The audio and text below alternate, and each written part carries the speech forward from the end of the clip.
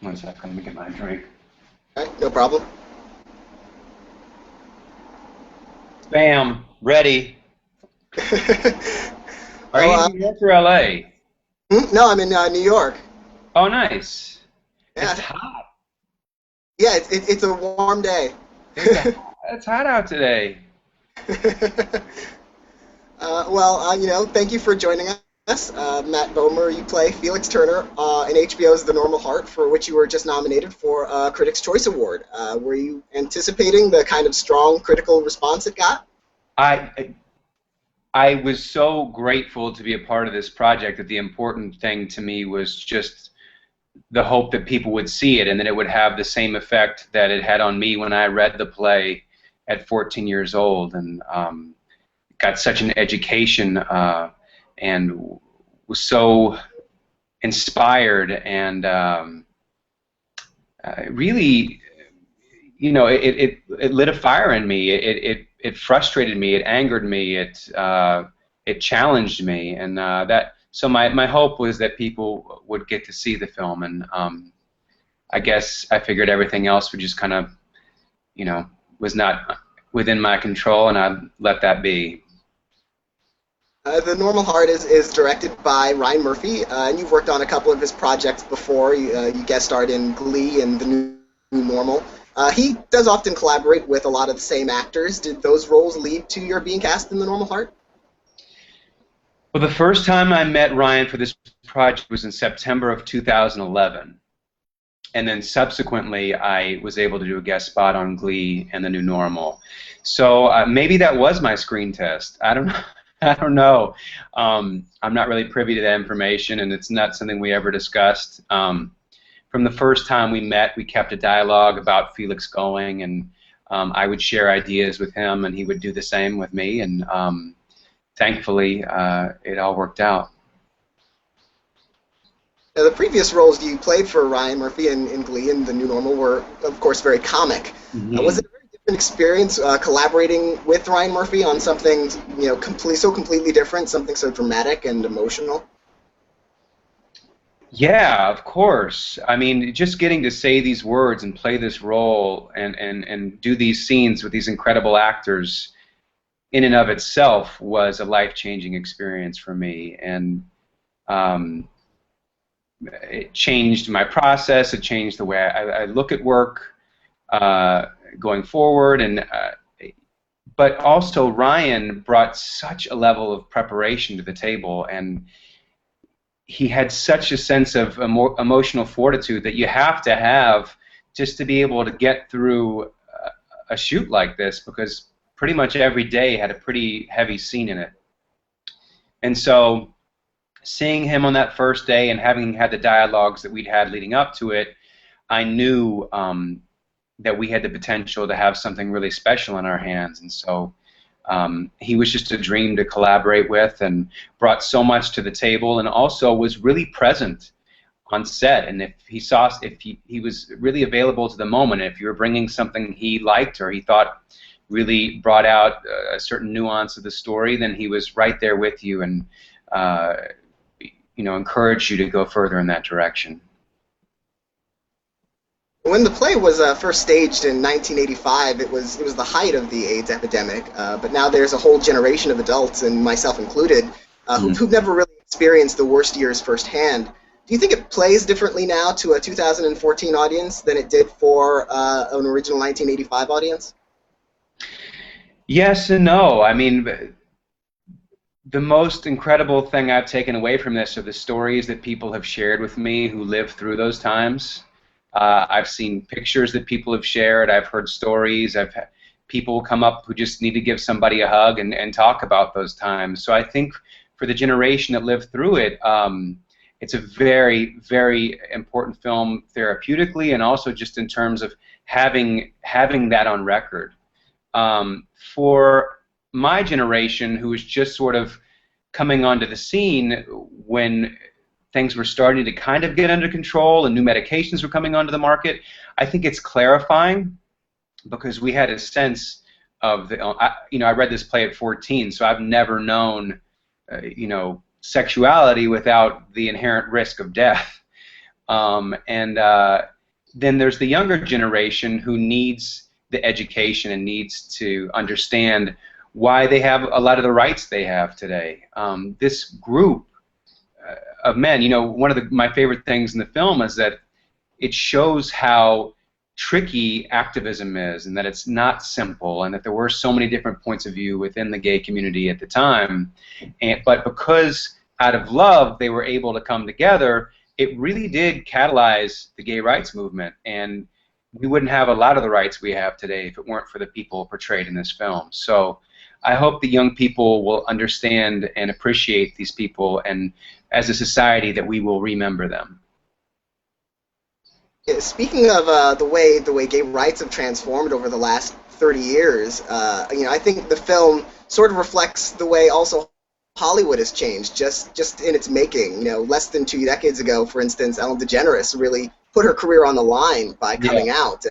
In this day and age, you have, you know, Ryan Murphy, who's an openly gay writer and director, and he's very successful, and there are several out actors in The Normal Heart who are accepted not only in these roles, but in a variety of different roles, like yourself, Jim Parsons, Jonathan Groff. Yeah. As an actor, have you noticed the significant sea change in the industry towards acceptance? Well, I'm profoundly grateful to live in the times that we live in now, and grateful to people like Larry Kramer and Ryan Murphy, who gave me the opportunity to be myself in this industry today. It is a sea change. We still have a long way to go. I'm not going to lie to you and tell you that I get all the opportunities that I would have if I were straight, per se, but I certainly get a lot more than I would have had 10 years ago. So I'm incredibly grateful for that. In terms of this movie coming out when it did, you know, I would say my single favorite experience of this was seeing Larry Kramer in New York after 30 years of waiting for this to be made into a film, get a standing ovation at the Ziegfeld Theater. And that's just something I'll never forget for the rest of my life, because he was right, and it was vindication and a celebration, and you know, it just happened. I really believe that this film came out at the right time, at the right home, because HBO understood the story. They understood the importance of it, and they understood the importance of getting it out there and marketing it and giving it a chance to have a voice. And so, you know, everything happens at the right time, I guess. One of the posters in our forum wants to know what was it like meeting Larry Kramer for the first time after having been so influenced by his play as a young teenager? It was like meeting Abraham Lincoln for me. It was like meeting, you know, people always talk about the 5 people they'd want to have to dinner from history. I think he would be one. I'd have to choose someone very, you know, patient and maybe a little bit more low-key to sit next to him at the table. But I love Larry, and getting to meet him, you know, it was like going over to one of the Beatles' house. I knew he liked sweets, so I brought him cupcakes, and we just sat and chatted and had the best time, and he really helped me so much in terms of my process of preparation for the role and what to focus on. And it was one of those pinch yourself moments. Here I was in his apartment in New York, where so much of the history of this piece takes place. I mean, the scenes that take place in his apartment are based on this apartment. And so getting to see all these incredible literary works and the art he has around his apartment, and you feel, I don't know, you kind of feel the spirits in that place. Not to sound too esoteric, but I was just so happy to be invited into his home. Yeah, in addition to him writing The Normal Heart for the stage and the screen, you also appeared on stage with him in a Broadway performance of 8, which was about the repeal of Prop 8, the anti-gay marriage amendment in California. What was that experience like?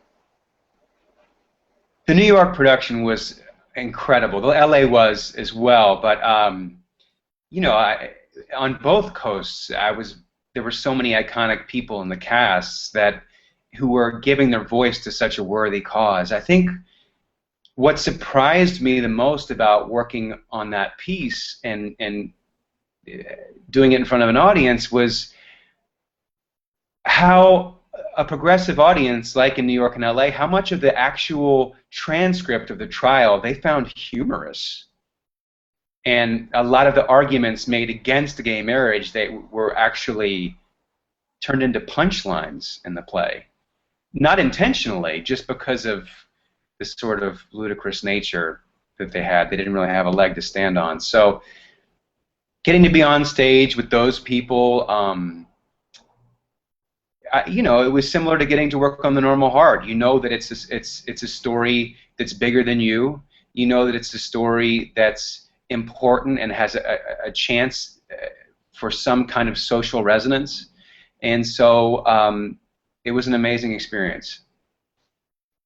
It's funny that that they do sort of get laughs. I think it's not too surprising, and we will see that happen more and more often as those arguments become more and more easily refuted. You know, like the more they talk, the more quickly we win, and we see that steamroller happening from state to state as these anti-gay marriage bans are overturned, like left and right. I always see a new one in my Facebook feed saying like, "Oh, this state now has gay marriage," and I'm like, "What is that number? Like 20?" Well, from your lips to God's ears, man. I mean, we still have a long way to go, but we're doing great. Now, the 2011 production of the Broadway production of The Normal Heart won 3 Tonys, including one for John Benjamin Hickey in the role you're now playing for the film, Felix. Did you feel pressure to live up to the success of that performance? Well, I'm a huge fan of John Hickey. I think he's a fantastic actor and a mentor and an inspiration to me as an artist. And I loved that production. I thought it was the best stage production I'd ever seen of the piece. But I think the real pressure I felt in terms of this project was to give a voice to this generation of people that we lost, men and women. It wasn't so much to live up to what somebody else did or anything like that. It was more a matter of just getting out of my own way and really serving the story to the best of my possibilities as an actor. And so I was more concerned. Every day before I came to work, I said a prayer to that generation of people who we lost in the 80s to this disease, and everyone we lost, really. And I said, just let me get out of my own way and tell your story. And that was really, I felt more pressure in terms of that, I think. Yeah, you lost a lot of weight. Have been a challenge, but was it also doubly challenging in terms of your other work? Did it have to be planned, for instance, very specifically around your schedule for White Collar? Well, I filmed the first half of this movie while I was filming White Collar at the same time. So that was particularly challenging at times, playing 2 different characters in the same day. The weight, and then I started losing weight the last month of filming on White Collar. And towards the end, when it was 15-hour days and I was having, 350 calories a day or whatever I was allotted, I was definitely pumping up the coffee at that point. But, regardless of the cost to my body or as tricky as it was, I think what I gained from getting to work on this role and my appreciation for life and my understanding of unconditional love and how profound that can be even under the most dire circumstances, and my appreciation for the life I have because of these people, it completely outweighed all the times that I was incredibly hungry or didn't know if I had the energy to get up and walk across the room or whatever it was. And every time I was tempted to pick up a carbohydrate, I just thought about those boys and girls and was like, all right, put it down, put it down. So, it wasn't without its challenges, but also the physical reality it created for me in the second half of the film was so helpful to my process as an actor. And yeah, so there was nothing negative about it for me, really. The role put you through a lot of emotional challenges as well as physical ones. It's really one that puts you through the ringer in terms of how Felix progresses through his illness from the beginning to the end of the film. Would you say it was the physical challenge or the emotional challenge was tougher? Well, the whole piece is so well written that I think every scene had its challenges and every scene had its incredible benefits. You know, just like any good writing, there's so much to chew into, and so yes, emotionally and physically, some of the second half scenes were hard, but also some of the scenes in the first half of the film were hard. And Mark and I were just getting to know each other as filming was happening. Sort of, we almost did it sequentially, which really helped. And but even at the most difficult or perceived emotionally or physically difficult scenes, I didn't want to leave work at the end of the day. I was, even though I didn't have a lot of energy, I wanted to do another take or whatever it was, just to make sure we covered all our bases in telling the story, and that they had as much as they could. I could give them as much as I could for them to use in the editing room. Yeah, we have a lot of questions from your fans online, and first off, I just want to note that you seem to have a very international coalition of fans. You know, I've counted questions from France, the Netherlands, Mexico, South Korea, Germany, Spain, Peru, Hungary, and I think that's where I stopped counting. Were you aware that you had this sort of wide ranging kind of fan base? Do you hear a lot from them? My only real awareness of it was because we film in New York, and which is such a typical destination for tourists, and we would be doing an exterior scene on the streets or something, and people would approach us from a lot of different countries over the course of a day. So I thought, wow, okay, this is being shown in a lot of places, and I'm just so grateful that people have watched and stood by me. Christina Park on Google Plus wants to know what your most memorable day or moment on set of The Normal Heart was.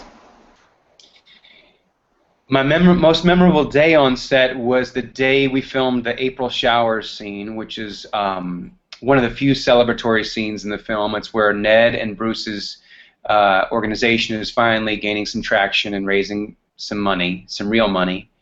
And it's a celebratory dance party, which in and of itself would be fun, but it also happened to be the day that DOMA was overturned.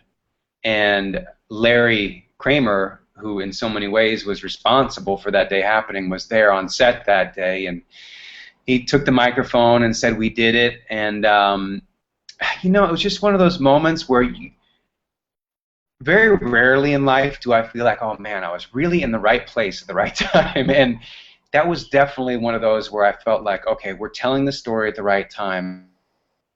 I'm back.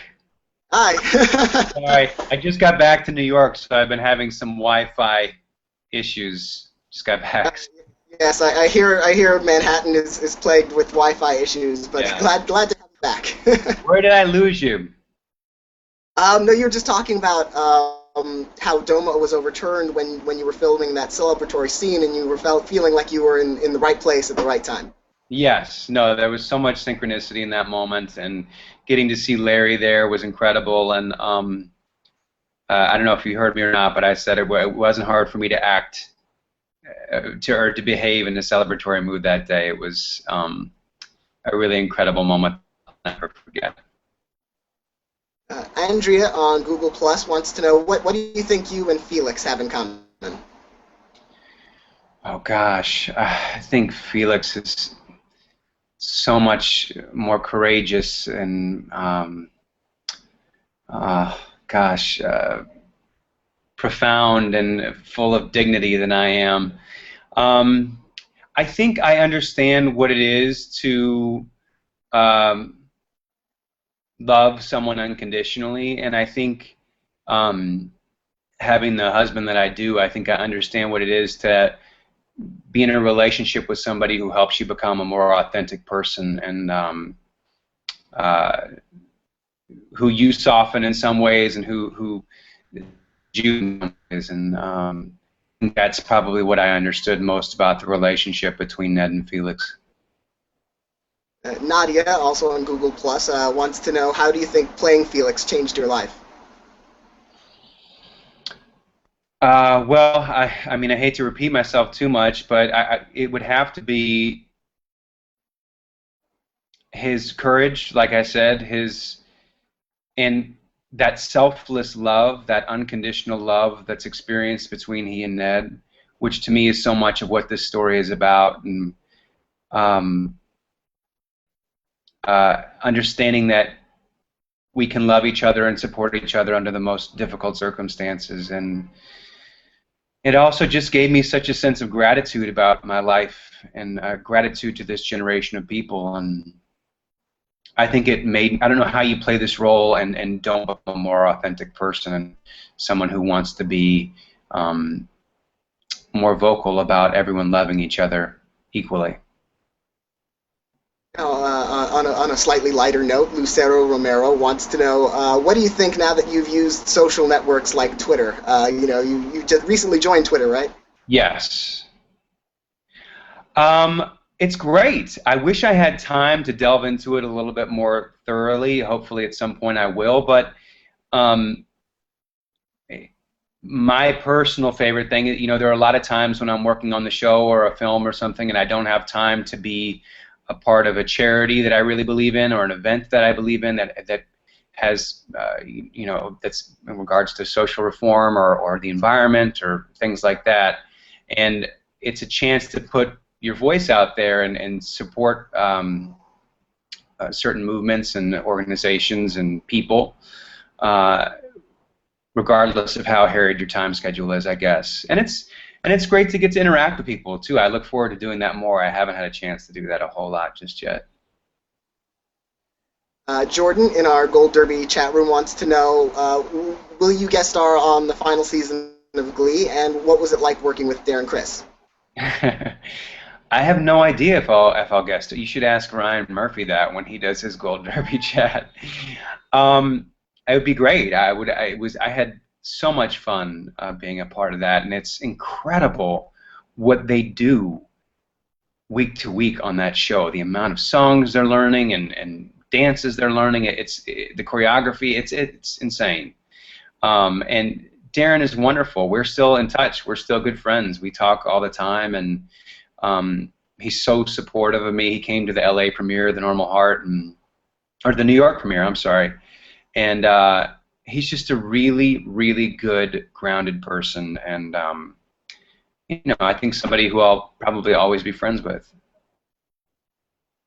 Albion Marcial wants to know, what other projects you would like to do in the future. Oh, man. So many. I'm